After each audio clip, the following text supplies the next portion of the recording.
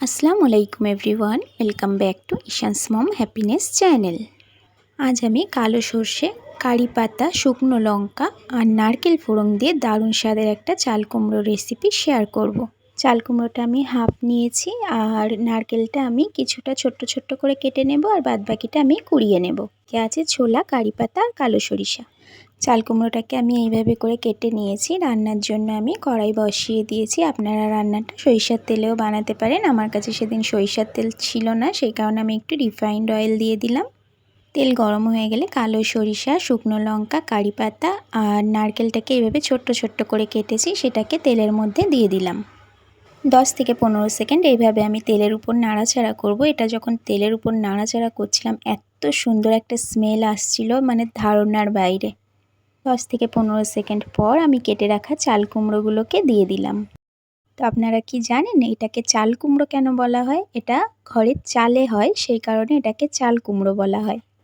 কিন্তু এটা আমার ঘরের চালে হয়নি, আমার বান্ধবী পিঙ্কি ওর ঘরের চালে হয়েছে। ওই আমাকে দিয়ে যায় বারে বারে, আর এটাও ওই দিয়ে গেছিলো। খুব ভালোভাবে আমি সবগুলোকে এইভাবে করে মিশিয়ে নিয়েছি। এরপর আমি এর মধ্যে 1/3 টিস্পুন লবণ আর 1/3 টিস্পুন হলুদ গুঁড়ো দিয়ে দিলাম। খুব ভালোভাবে মিশিয়ে নেব। রান্নাটাতে আমি কোনো রকম পানি ইউজ করব না। এই রেসিপিটা আপনারা অন্তত একবার হলেও বানিয়ে দেখবেন। স্পেশালি নারকেল, কারি পাতা আর সরিষাটা অবশ্যই দেবেন, দারুণ টেস্ট হয়।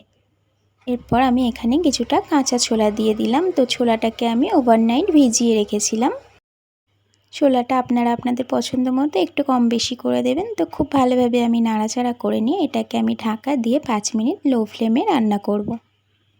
এটা যতক্ষণে রান্না হচ্ছে আমি একটুখানি গোটা জিরা শুকনো খোলায় ভেজে নিয়েছি। এরপর এটা আমরা যে রুটি বেলি, যে বেলনিটা দিয়ে সেটা দিয়ে একটু গুঁড়ো করে নিয়েছি। 5 মিনিট পর আমি ঢাকাটা ওপেন করছি। তো এটা 90% কুক হয়ে গেছে আর আমি ঢাকা দেব না। এইভাবে নাড়াচাড়া করতে করতে আর 10% কুক হয়ে যাবে। তো এখানে আর একটা কথা বলি, আমি যে ভাজা জিরাটা বানালাম, এই যে কোনো রান্নাতে সঙ্গে সঙ্গে এইভাবে জিরাটা ভেজে গুঁড়ো করে নিলে না এর টেস্টটা একটু অন্যই হয়। একদিন আপনারা এইভাবে করে দেখবেন, তাহলে ডিফারেন্সটা বুঝতে পারবেন। যদিও সবসময় আমাদের হাতে সময় থাকে না এইভাবে সঙ্গে সঙ্গে শুকনো খোলায় ভেজে তারপর গুঁড়ো করার, কিন্তু যেদিন হাতে সময় থাকবে অবশ্যই একদিন এইভাবে দেখতে পারেন। তো ওই ভেজে রাখা জিরা গুঁড়োটা তো দিয়েই দিলাম, ঢাকা ওপেন করে দেখতে পেয়েছেন। তারপর আমি এই যে নারকেলটা কুড়িয়ে রেখেছিলাম তো সেটা পুরোটাই দিয়ে দিলাম এর মধ্যে। নারকেলটা দেওয়ার পর আমি আর 2 মিনিট রান্না করব। তো 2 মিনিট রান্না করার পর এখানে আমি অল্প একটু চিনি আর অল্প একটু ঘি অ্যাড করব। এই অল্প একটু ঘি দেওয়ার জন্য কিন্তু এর টেস্টটা দারুণ হবে। আর চিনিটা দেওয়ার জন্য আপনারা চাইলে এই দুটোকেই স্কিপ করতে পারেন যাদের প্রবলেম আছে। তবে চিনি আর ঘিতে যদি প্রবলেম না থাকে অবশ্যই দেওয়ার চেষ্টা করবেন, এটা দেওয়ার জন্য দারুণ টেস্ট হয়। তো এই তো চাল কুমড়ো রেসিপিটা একদম কমপ্লিট হয়ে গেছে। গ্যাসের ফ্লেমটা অফ করে দিয়েছি। আপনাদের কাছে রেসিপি কেমন লাগলো অবশ্যই আমাকে কমেন্টে জানাতে পারেন।